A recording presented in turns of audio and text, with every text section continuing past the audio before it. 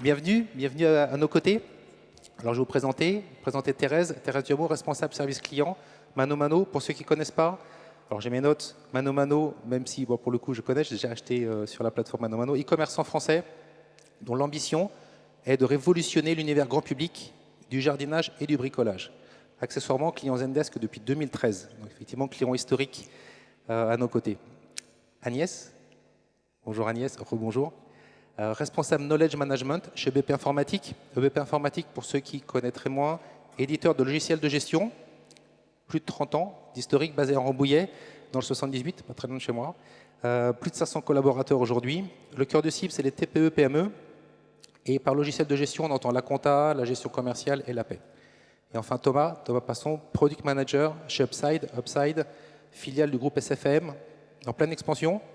Upside, la promesse est de vous permettre de créer votre propre site web en moins de 2 minutes. C'est ça? Je ne me suis pas loupé. Avec une grosse campagne médiatique d'ailleurs pendant la Coupe du Monde. Et de son gars qui partait à la pêche. Merci en tout cas à tous les trois d'avoir accepté de témoigner avec tout le monde. Donc on a entendu Nexity qui a utilisé la métaphore de la chaise rouge pour parler de l'importance du client, l'importance de l'expérience client. Et je vais poser la première question à Thérèse, si tu veux bien. Explique-nous l'expérience client, en quoi elle est importante aujourd'hui chez Mano Mano. Alors, bonjour tout le monde. Donc pour commencer, j'ai adoré la présentation de Nexity. Vraiment, c'était super. Et on a beaucoup dans les mêmes démarches. Donc, par exemple, on rappelle nos détracteurs, pas uniquement le service client, mais toute l'entreprise. Donc déjà, il y a plus de 20% des effectifs à passer par ce projet, de rappeler les détracteurs dans un objectif double. Donc déjà, creuser qu'est-ce qui se passe, donc être proche de l'expérience client. Et deuxièmement, évidemment, d'essayer de récupérer le détracteur, donc de le tourner en ambassadeur, idéalement. Donc l'expérience client est très importante pour Mano Mano. On est une entreprise qui est encore jeune, on travaille beaucoup sur notre notoriété et qui va évidemment ensemble avec l'expérience client. Nos études démontrent clairement que si un client est passé par le service client, donc soit avant-vente, soit après-vente, et ça s'est bien passé, il y a 2 fois plus de réachats pour 4 fois plus de paniers. Donc l'expérience client est vraiment au cœur de notre entreprise. Merci Thérèse. Agnès, tu veux commenter aussi l'expérience client pour OBP? Là, du coup, on est un petit peu différent parce qu'on a parlé pas mal de B2C. Vous êtes aujourd'hui dans un environnement B2B. Est-ce que tu peux effectivement nous parler sous cet angle-là? Donc, très belle présentation, j'ai adoré aussi. Pour EBP, c'est plus un retour sur leur satisfaction, en fait. On produit, on vend des logiciels de gestion. Notre cœur de cible, c'est des petits artisans, c'est des petites sociétés. Jusqu'ici, on avait une satisfaction client au téléphone, mais on travaillait avec un outil que tout le monde connaît, avec Outlook. Pour gérer la satisfaction du client sur les retours écrits, c'était impossible. Et on a fait une vraie refonte de notre service client, de notre hotline. On a tout remis à plat.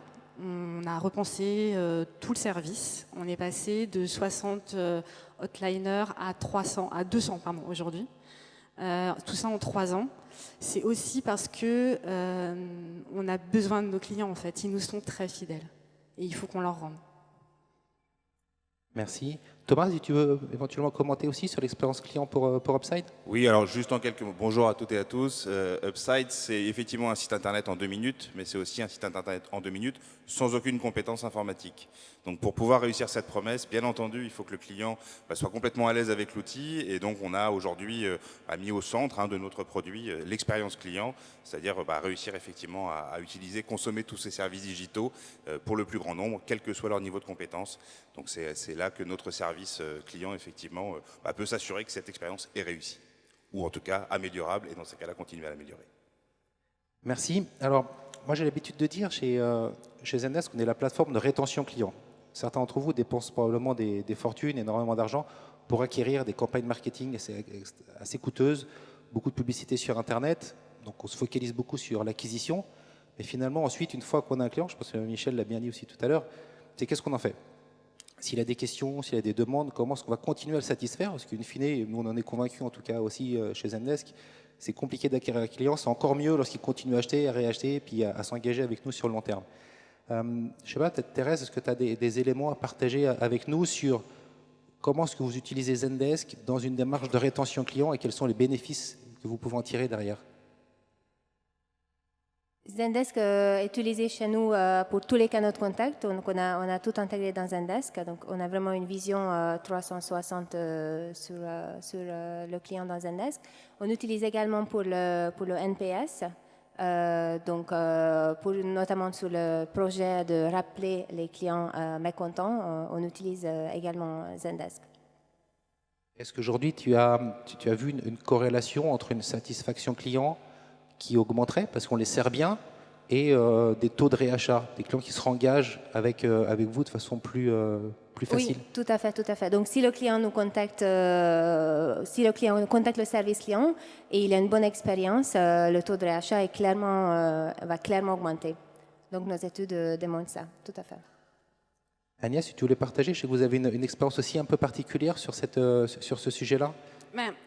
En fait, nous, nos clients, il faut qu'ils retrouvent une pour qu'ils soient satisfaits, il faut qu'on leur apporte un service, il faut qu'on les aide à utiliser nos produits. Donc on développe des produits avec leur avis, mais il faut aussi qu'on les aide dans leur quotidien. Nous, on utilise Zendesk pour la partie ticketing, ce que je disais tout à l'heure, sur une saisonnalité comme le premier trimestre chez nous qui est très importante parce qu'on a toutes les déclarations fiscales et sociales. On accompagne les petits artisans, donc il faut qu'on soit là pour eux et on n'est pas joignable sur cette partie-là, on le sait, on travaille dur pour être joignable. Donc l'outil de ticketing pour nous était très important à mettre en place et c'est vraiment l'outil qu'on a mis en place tout de suite. On l'a mis en place mi-décembre 2017. On voit déjà les premières retombées puisque on n'a plus de doublons en fait avec Outlook. On recevait énormément de mails, les clients nous relançaient, ils nous relançaient. On avait un délai de réponse de 3 semaines. Depuis qu'on a mis en place Zendesk, on a un délai de réponse entre 24 et 35 heures. On utilise aussi la partie guide de Zendesk, donc le centre d'aide, on l'a appelé le centre d'aide EBP. C'est un outil qui est en place depuis début juillet, qui fonctionne très bien avec toutes les connaissances qu'on avait déjà en interne. En fait, on avait énormément de connaissances techniques qui étaient réparties sur des répertoires, des serveurs, des partages, les ordinateurs de chacun, la tête de chacun, le cerveau de chacun. On a fait des enquêtes, on a récupéré toutes ces données et on les a remises à jour pour que tout le monde ait le même discours vis-à-vis d'un client. Quand le client appelle, il ne faut pas qu'il ait 2-3 discours différents en fait. C'est pas possible. Il appelle au téléphone, il a une réponse technique Delta, il lui fait un mail, il a une autre réponse technique. C'était plus possible. Donc le guide en ça nous sert et on peut aujourd'hui consulter, on peut voir qu'il est consulté même le week-end. Notre hotline est ouverte de 9h à 18h30. Ce sont des humains qui sont derrière. Et on s'aperçoit que nos clients ont besoin de nous quand nous ne sommes pas là. Et ce centre d'aide est vraiment un puits pour eux en fait. Ils vont vraiment chercher l'information et on s'aperçoit que le lundi matin ou le mardi, on a moins d'appels qu'avant l'utilisation de ce centre d'aide. Donc c'est une vraie réussite pour ça. Pour toi, tu as vu une corrélation directe entre le fait finalement d'étendre les horaires d'ouverture et avec une meilleure satisfaction de vos clients et une meilleure satisfaction potentiellement de vos agents aussi? Tout à fait en fait. Nos agents, je ne sais pas si vous imaginez, sur une saisonnalité qui est le premier trimestre pour nous, on recevait à peu près 6 000 mails par mois. Ces 6 000 mails étaient triés à la main, étaient dispatchés à la main. Et donc nos agents se servaient d'Outlook pour répondre aux clients. Aucune traçabilité. On pouvait perdre des mails, on pouvait en supprimer, maladroitement ou pas. On pouvait dire j'ai pas envie de répondre à ce client-là, je lui réponds pas. Avec Zendesk, c'est plus possible. Donc ils y ont aussi gagné en rapidité et en autonomie. Ils sont beaucoup plus autonomes, ils répondent beaucoup plus rapidement. Et l'outil de ticketing, on a réussi aussi à le vendre à toutes nos équipes, que ce soit les équipes de développeurs, que ce soit les équipes de commerce, ça leur permet d'échanger entre eux. En fait, la hotline n'est plus un service à part qui s'occupe de répondre aux clients dans leur coin. En fait. Donc on essaye de répondre ensemble. Quand un technicien n'a pas la réponse, il peut demander au service développement de lui apporter une réponse via l'outil de ticketing. C'est un confort, ils ont vraiment gagné en confort de travail. Merci. Peut-être Thomas, si tu veux commenter sur la partie rétention et potentiel d'upsell derrière. Alors, Upside, ça fait partie d'un grand groupe, donc potentiellement peut-être donner un éclairage un peu plus large au sein du groupe. Oui, donc juste pour donner un petit peu de contexte, Upside est une filiale de la SFAM, donc il y a plus de 1000 téléconseillers. L'échange se fait principalement en direct client par ce biais-là, puisque les produits SFAM et Upside sont vendus en fait par des canaux partenaires, à la Fnac, chez Darty par exemple. Donc c'était très important qu'on puisse assurer cette relation client qui derrière permet de pérenniser la relation, et on est sur un fonctionnement par abonnement, que ce soit sur les produits d'assurance ou maintenant chez Upside. Donc la rétention, elle passe par ce canal-là. Voilà, il se trouve que nous, en plus avec Zendesk, on consomme à peu près toute la suite. Donc c'est vrai que la synergie, elle est vraiment entre les différents outils pour assurer cette pérennité et faire la rétention qui, pour nous, est le levier numéro 1 en termes de business. Alors, je vais te laisser le micro, du coup, vu que tu l'as dans les mains. J'ai une question simple, en fait. Alors, je ne l'avais pas dit au début, enfin, je l'avais dit que pour Thérèse, client depuis le 2013. EBP, client depuis fin 2017, donc un peu plus récent. Et Upside, petit dernier, quelque part, c'est depuis mai-juin, je pense. Alors, le produit est en vente depuis juin en ligne et dans les réseaux partenaires depuis juillet. On est vraiment en train de grossir. Par contre, on a installé la suite Zendesk au lancement dès juin. Aujourd'hui, on a très peu de téléconseillers qui utilisent l'outil. On est un peu en phase pilote. Pourquoi ? Parce qu'historiquement, dans le groupe, les 1000 téléconseillers en France ont des solutions métiers qui ont déjà été mises en place, des solutions custom. La technicité du produit Upside nécessitait de passer vraiment un cap en termes d'outils.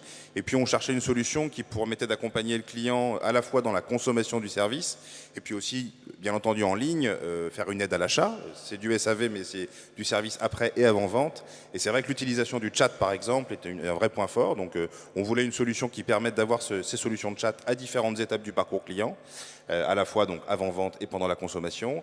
Le service guide, pour nous, il est très utile parce qu'au-delà de la capacité de concentrer toute la connaissance en même endroit, il nous permet aussi à ces 1000 téléconseillers d'avoir un discours commun, homogène, précis, surtout quand on aborde des sujets techniques, c'est très important. Et puis évidemment, l'outil ticketing, avec celui qu'on a avec Zendesk, on a quand même aujourd'hui gagné vraiment en termes de qualification de problèmes clients. Et c'est important effectivement sur le produit sur lequel on est.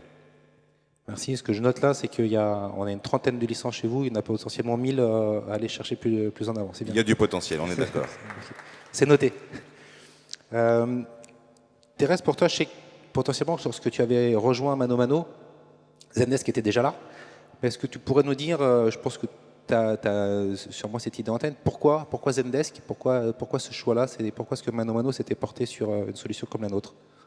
Alors effectivement, on a implémenté Zendesk en 2013. On était encore vraiment très petit, donc quand je dis très petit, il y avait 3 chargés de clientèle et 15 personnes dans l'entreprise.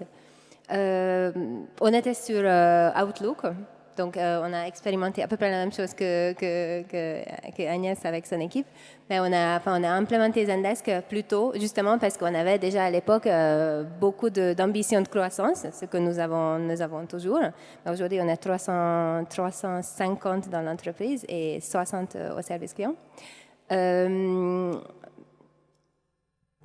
Pourquoi Zendesk, pardon. Zendesk, parce qu'on voulait un outil qui nous accompagnerait sur la durée, donc qui est adapté à une petite entreprise avec 3-4 personnes au service client et à une grosse structure qu'on va devenir bientôt avec 300 personnes au service client.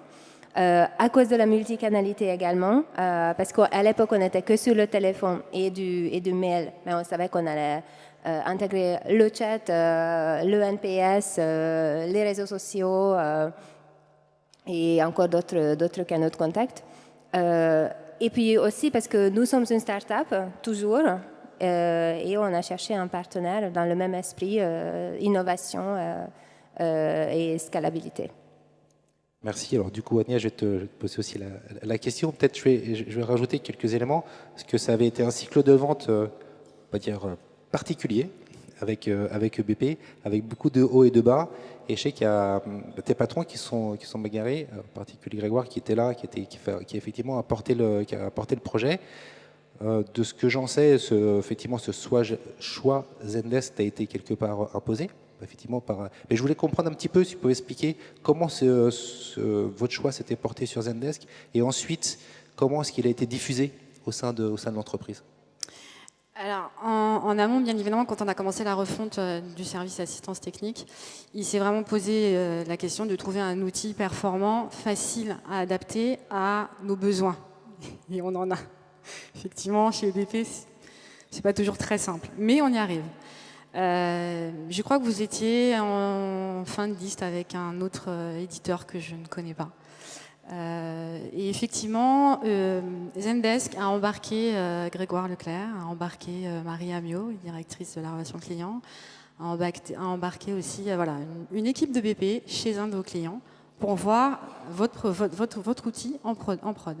Et ils sont ressortis en fait de cette démonstration enchantés parce qu'ils se sont dit on a trouvé un outil qui a l'air simple d'utilisation, qui a l'air facile à déployer, et c'est ce qu'il nous faut. Donc moi, j'ai, entre guillemets, eu la chance. On est venu me chercher en me disant, voilà, il y a un super projet. J'étais responsable d'équipe technique en hotline. On m'a dit, voilà, il y a un super projet à faire. On a besoin de quelqu'un qui va nous aider à implémenter cet outil qu'on a choisi. Donc on me l'a présenté, j'ai adhéré. Et j'ai plus ou moins vendu cet outil à nos 500 collaborateurs en fait. J'ai fait ma petite enquête, je suis allée dans tous les services, je leur ai montré l'outil et j'ai aussi recueilli leurs besoins, leurs envies, leurs idées, ce qui nous a permis de mettre en place cet outil assez rapidement en fait. Donc moi j'ai pas eu besoin de le vendre à ma direction, c'est plutôt ma direction qui me l'a entre guillemets imposé, mais c'était un très bon choix. Effectivement, la différence peut-être de Michel, qui effectivement s'est bagarré pendant très longtemps. Et on s'est bagarré ensemble, au bout d'un moment, pendant 6 à 8 mois, effectivement, avec plein de hauts et de bas aussi, pour justifier ça auprès du direction générale. Là, effectivement, ça avait été très moteur de la part de tes patrons. Et justement, après, aujourd'hui, donc on avait signé, je pense, c'était novembre l'année dernière, donc ça fait maintenant plusieurs mois d'utilisation. Est-ce que tu peux faire un retour auprès de l'auditoire ici sur la mise en œuvre, ce que vous avez mis en œuvre, et les premières métriques qui ont potentiellement évolué, les premiers KPI que peut-être vous mesurez maintenant, vous ne pouviez pas mesurer précédemment, et ceux que vous pouviez mesurer, s'ils ont évolué et dans quel sens? Ça fait beaucoup de questions, je sais, je t'inquiète, je vais t'aider.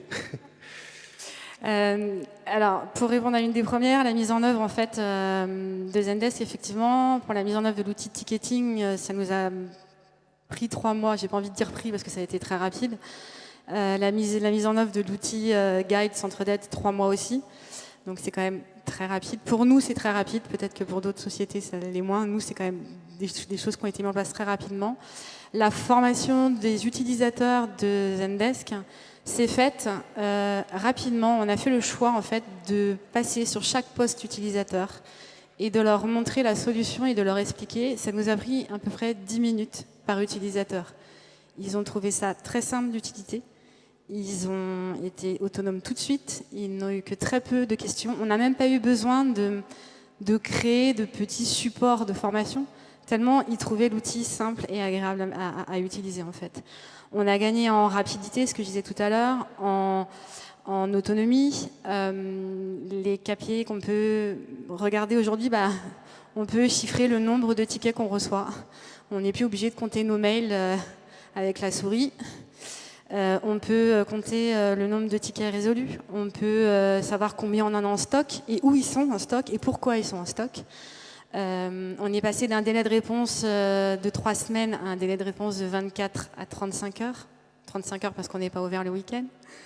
Voilà, on a une métrique, on a une satisfaction client aussi qu'on peut chiffrer maintenant sur tout ce qui est échange écrit, échange numérique.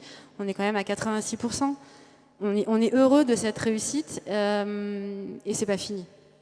Je crois que tu avais aussi ce que tu me disais tout à l'heure, tu as vu des courbes qui s'inversaient entre le nombre de tickets et finalement le self-service que tu peux proposer aujourd'hui à tes clients avec Guide.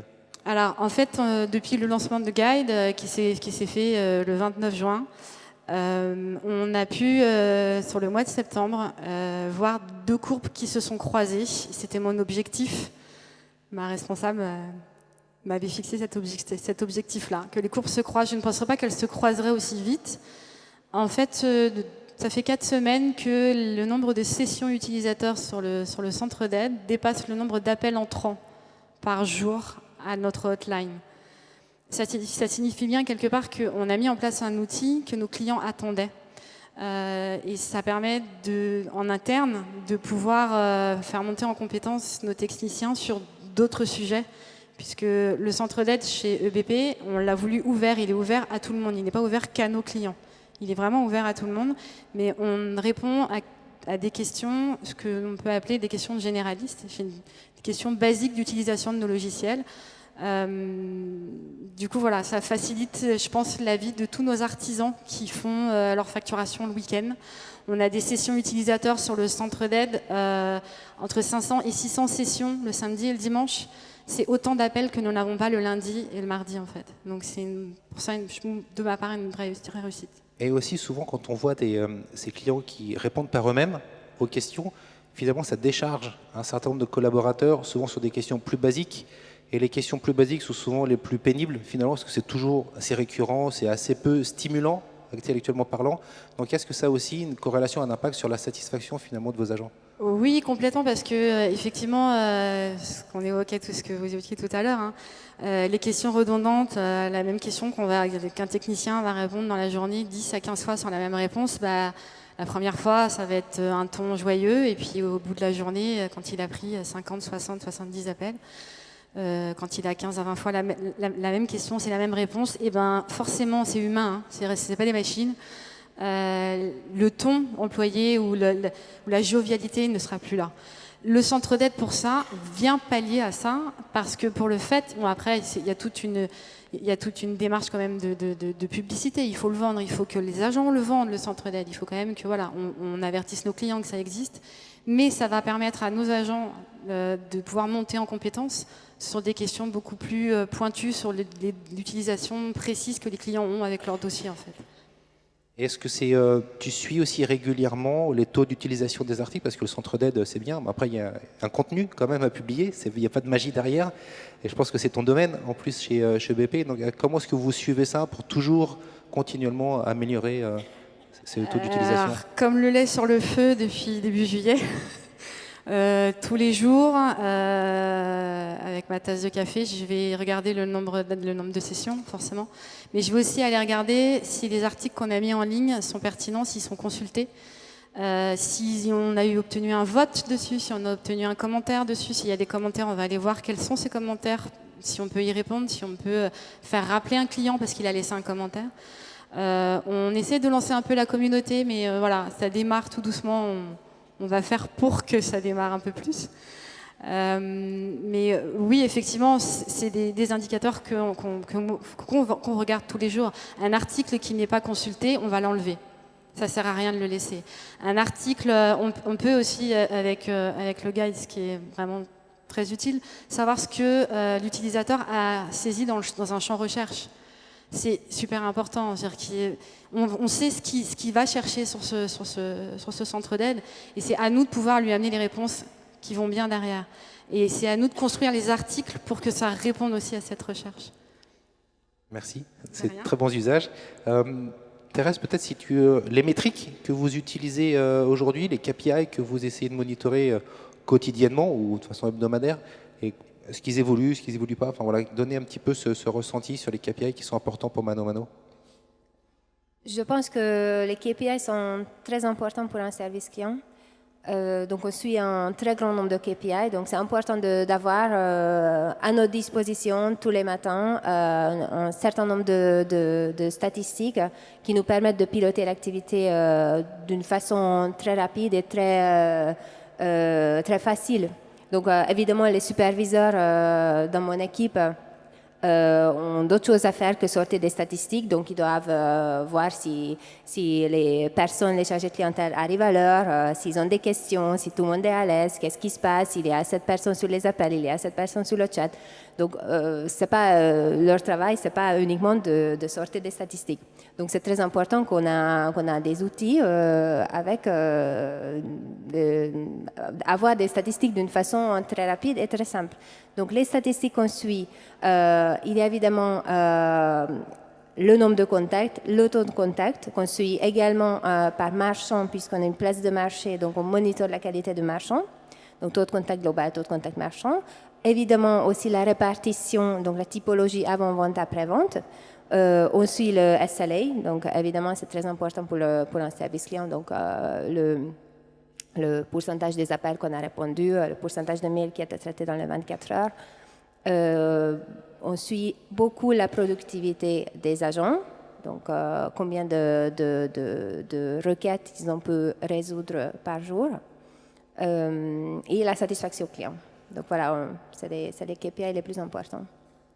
Merci Thérèse. Alors je sais pour toi, Thomas, c'est peut-être un petit peu plus jeune, cette thématique de KPI et de suivi, mais peut-être de te projeter demain. Est-ce qu'aujourd'hui vous avez entamé des axes de réflexion sur comment vous voyez cette évolution avec Zendesk, parce qu'on l'a vu aujourd'hui, Cheers en a parlé, c'est une solution vivante, il y a un écosystème qui grossit autour, donc voilà, on peut déjà se projeter potentiellement à 3, 6, 12 mois. Est-ce que tu as déjà réfléchi à ces premiers éléments de projection à court, moyen, long terme? Alors, comme on a effectivement cette expertise dans le métier de centre d'appel, il y a déjà beaucoup d'indicateurs qui existent pour juger la performance de nos téléconseillers. Avec Zendesk, on essaie plutôt d'approfondir la connaissance des retours de nos clients et comme on est un peu sur une phase de setup, puisqu'on a lancé le projet en juin, même si on a pu installer Zendesk très vite, nous, ça nous permet de récupérer beaucoup de data. Donc, c'était intéressant de voir les nouveaux produits que vous sortez, parce qu'effectivement, ça va dans le sens de ce qu'on souhaite faire avec Zendesk. Pour l'instant, on n'a pas suffisamment aujourd'hui de données et tout simplement de licences et de téléconseillers sur l'outil pour vraiment automatiser tous ces dashboards que vous proposez. Par contre, on recueille beaucoup d'informations et ça nous permet d'optimiser déjà l'usage de la plateforme, la mise en place de tous les systèmes de trigger, d'automation, de macro. Clairement, on sollicite nos téléconseillers pour améliorer l'outil au jour le jour. Et puis, on améliore aussi, bien entendu, notre produit grâce aux retours que nous font les clients et qu'on peut utiliser en mode statistique avec Zendesk. Donc aujourd'hui, c'est plutôt cette consommation qu'on fait de l'outil. Alors juste pour info, il y a une start-up qui fait exactement ça. C'est comment relier les retours clients avec les directions de produits pour qu'il y ait un vrai pont entre les deux. Donc, et après, on envoie les mails et les SMS automatiquement. C'est l'objectif, tout à fait. Thérèse, peut-être si tu veux voir la perspective de demain, ce que vous voulez faire en évolution avec Zendesk, comment est-ce que tu vois les choses d'ici la fin d'année, potentiellement l'année prochaine? Cette question tombe vraiment très bien parce qu'en Q4, j'ai une personne qui va être dédiée à l'optimisation Zendesk. Donc, c'est sur 3 axes. On a l'axe de la visibilité, donc avoir une image très claire et complète sur l'activité de notre service client. Donc, typiquement, on est en train de retravailler la qualification des contacts. Parce qu'aujourd'hui, on n'entre pas assez dans les détails au niveau des qualifications. Donc, ça, c'est un gros projet. Également, sur la vision globale, on est en train d'exploiter, donc intégrer l'enquête de satisfaction sur tous les canaux de contact. Aujourd'hui, on n'a pas encore sur tous les canaux de contact. Donc, il y a donc la visibilité, il y a la productivité pour les agents. Quand on gère l'hypercroissance, donc c'est une croissance à 2 chiffres, donc quelquefois même 3 chiffres, que nous gérons chez ManoMano. Donc c'est très important qu'on soit productif, puisque évidemment, c'est pas parce qu'on fait 2 fois plus de commandes chaque année qu'on va embaucher 2 fois plus de chargés de clientèle chaque année, parce que sinon on va pas s'en sortir. Et puis c'est pas très intelligent comme solution. Donc, sur la productivité, on a vu tout à l'heure le knowledge capture, donc intégrer le knowledge base au niveau des tickets pour que l'agent puisse sortir très rapidement l'article qui peut l'aider pour résoudre la requête du client. Également, la qualification automatique via des déclencheurs des tickets qui viennent de formulaires de contact. Donc, si ce n'est pas nécessaire que ce soit l'agent qui qualifie le ticket, on peut le faire automatiquement. Et également, on est en train d'intégrer la fonctionnalité Agent Light, qu'on a vu aussi tout à l'heure avec Cheers, je pense. Nicolas, je pense, qui présentait ça dans la démo. Oui, pardon. Oui. Donc, l'Agent Light, c'est qu'on puisse transférer les tickets en interne sans devoir créer un nouveau ticket derrière. Donc, ça va nous révolutionner la productivité, puisque en tant que place de marché, on fait énormément de contacts sortants. Donc, typiquement, si on ne sait pas où se trouve le colis, parce que le marchand ne nous a pas transmis toutes les informations, on va devoir le contacter, tout simplement, pour pouvoir répondre aux clients. Et également, le troisième axe, c'est l'expérience client. Donc là, on est sur un projet de segmentation, donc remonter dans Zendesk un user score. Si c'est un bon client, c'est un client VIP, c'est un client qui est moins actif. Et suite à ce user score, on va pouvoir prioriser les tickets et répondre aux meilleurs clients vraiment en 3 heures, 2-3 heures. Donc voilà, ce sont nos objectifs avec Zendesk. Donc beaucoup d'objectifs. Je vois ça, c'est bien, c'est une plateforme vivante. À toi, peut-être Agnès, alors je sais que les projets informatiques, tu l'as dit tout à l'heure d'ailleurs, chez EBP, potentiellement, ça prend un petit peu de temps. Effectivement, et je peux comprendre, hein, il y a une culture d'informatique qui est existante. Et du coup, déjà, vous avez eu, je pense, un gros saut en avant avec Zendesk, mais si on se projette potentiellement d'ici l'année prochaine, où est-ce que tu vois des points d'amélioration sur comment utiliser nos solutions? Il y en a énormément. Je pense qu'on utilise Zendesk au quart de sa capacité. Justement, ce que je disais tout à l'heure, on a lancé l'outil de ticketing en 3 mois, on a lancé le guide en 3 mois. Pour 2019, on va se poser, on va regarder ce qui se passe, on va étudier. Bien évidemment, vous avez du talk, vous avez du chat. Bien évidemment, ça ne peut être qu'intéressant, vu la démonstration qu'on a vue tout à l'heure, encore plus. Voilà, nous, je pense qu'on va pour l'instant se poser. Moi, notre objectif, c'est de passer notre premier trimestre 2019 haut la main, qu'on puisse se dire, on a enfin réussi à être joignable sur une période de saisonnalité qui est très forte pour nous. Et maintenant, je vais m'attaquer plus au côté answerbot, qui me faisait très peur. Faut essayer. Non, mais je trouve que c'est une très bonne réponse aussi, effectivement. On peut se poser 2 minutes, on n'est pas obligé de courir toujours après le temps. C'est bien de bien comprendre comment c'est utilisé, comment on travaille, quelles sont les métriques, comment embarquer toute l'entreprise. Une fois que tout ça s'est stabilisé, c'est une bonne stratégie, effectivement, de réfléchir, pourquoi pas demain, à faire évoluer tout ça. Une dernière question, peut-être pour vous trois. Alors, vu que tu as le micro encore, donc alors, on va le passer à Thomas. Alors, voilà, on va le passer à Thomas. Très simple, Thomas, si tu as des conseils, des bonnes pratiques, des recommandations, une expérience à partager aussi auprès de l'Assemblée. Je pense qu'on l'a compris, Zendesk est un outil qui s'adapte à toutes les tailles d'entreprise et à toutes les étapes de la vie d'un projet de mise en place d'un customer service. Pour réussir la mise en place d'un outil comme Zendesk, ce qu'il faut, c'est bien connaître déjà ses points forts, ses points faibles, et effectivement s'assurer qu'on embarque tout le monde, puisque la mise en place d'un service de ce type-là, d'un outil de ce type-là, nécessite bien entendu le support de sa hiérarchie. Donc une fois qu'on a déjà ces étapes-là, honnêtement, je pense que c'est déjà gagné. Merci. Voilà pour moi. Thérèse, si tu as peut-être un partage d'expérience, des bonnes pratiques, tu as des conseils à donner ici aux personnes qui sont dans la salle? Alors, j'ai beaucoup réfléchi et j'ai 3 choses et j'arrive pas à choisir, donc je vais vous dire les 3 choses. Donc, la première, c'est l'importance des KPI. Donc là, j'en ai parlé tout à l'heure, mais je réinsisterai dessus. Si on ne sait pas pourquoi le client nous contacte, si on ne sait pas comment il nous contacte, si on ne sait pas quel est le pourcentage des commandes qui génèrent un contact, limite, on va nulle part en fait. Si on ne sait pas où on en est aujourd'hui, on ne va pas pouvoir fixer des objectifs. Donc, visibilité 360 sur l'activité de service client, c'est très important. Deuxièmement, écouter les clients. Comme on a vu tout à l'heure avec Nexity, c'est vraiment très important de ne pas oublier le client. Donc, limite, évidemment, tout le monde dans l'entreprise devrait appeler un client ou devrait faire un peu de side-by-side avec le service client. On rend compte aussi que c'est un métier difficile. Donc, écouter ses clients et ne pas s'éloigner de service client, de ses clients. Et le troisième point, ce qui rejoint un peu le deuxième, c'est de valoriser le service client. Moi, j'ai commencé au téléphone, donc j'ai un parcours très opérationnel. Donc pour moi, c'est vraiment très important que c'est un métier difficile, c'est un métier qui est un peu mal payé.